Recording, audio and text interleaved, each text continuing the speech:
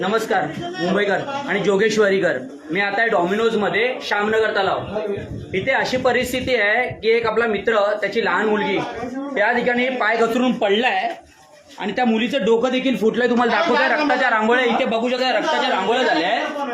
आणि हे स्टोअरमध्ये रिस्पॉन्सिबल पर्सन असं कोणी नाही आहे।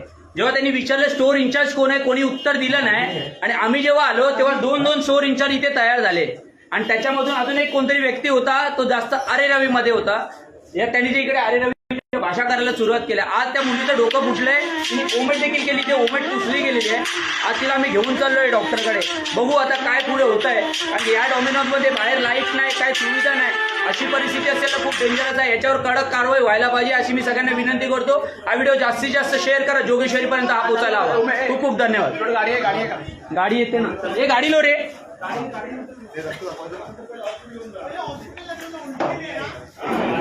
पहिले तिला प्रोमाला घेऊन जा मेडिकलला।